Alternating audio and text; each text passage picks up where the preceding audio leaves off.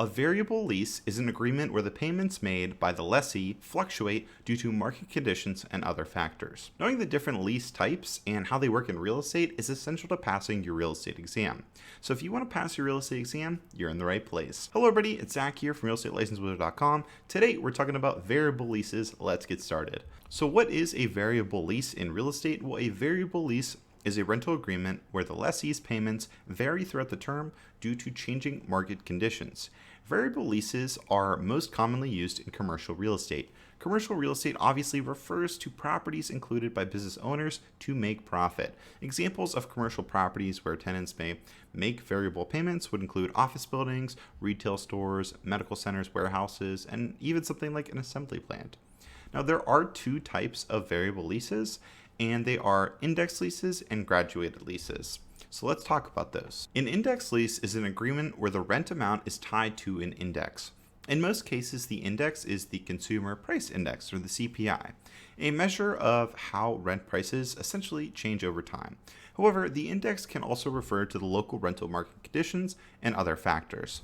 The rent price in the index lease is variable because it changes with the CPI and rental market. In most cases, tenants can expect their future payments to increase over the lease term. For example, if a tenant is leasing an office building, their rent payments will change as the average rent price fluctuates in their city.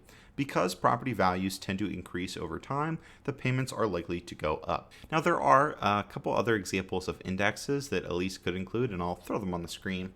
But essentially, they all pretty much do the same thing. Now, we have to talk about that second type, that graduated lease. A graduated lease is an agreement where the monthly rent amount increases according to agreed upon schedule. One way that a graduated lease can work is based on property value. The property owner may choose to increase variable lease payments according to changes in how much the property is worth. For example, the owner may hire an appraiser to determine the property's value over the next 3 years, or over every 3 years. If the property value has increased, let's say it comes 3 years and it's increased, then the tenant must essentially have a higher lease payment. The property owner can also increase variable lease payments according to a schedule. So in this case, the landlord and tenant agree in advance on how much and how often variable lease payments will go up. For example, a graduated lease may stipulate that the rent increases by 4% every September. The lessor may also increase rent seasonally, such as every spring or summer. In this type of graduated lease, the tenant has a better idea of how much their future lease payments will cost. Now let's do an example. Let's say Richard is a new business owner interested in renting out an office space. He hopes to enter a lease agreement with an initial low rate while he gets his business off the ground. Teresa is a real estate investor who owns an office building. She proposes to Richard a 15-year graduated lease agreement with discounted initial rates. Per the agreement, Richard's variable lease payments will increase every 5 years when the property value is reassessed. This deal is an example of a graduated lease payment system, or a graduated lease, in commercial real estate. Richard and Teresa both benefit from the agreement. Richard pays a lower initial variable lease payment, and Teresa earns income from monthly rental payments. So let's discuss the pros and cons of variable leases. So obviously that first one, the pros and cons of an index lease. Landlords benefit from index leases because tenants are less likely to dispute rent costs. Because the rent is based on independent indexes, tenants can't really negotiate their lease payments down much lower. The leasing terms in an index lease are transparent, resulting in fewer problems between the lessor and lessee. One drawback of index leases is that both parties are vulnerable to fluctuations in the rental market.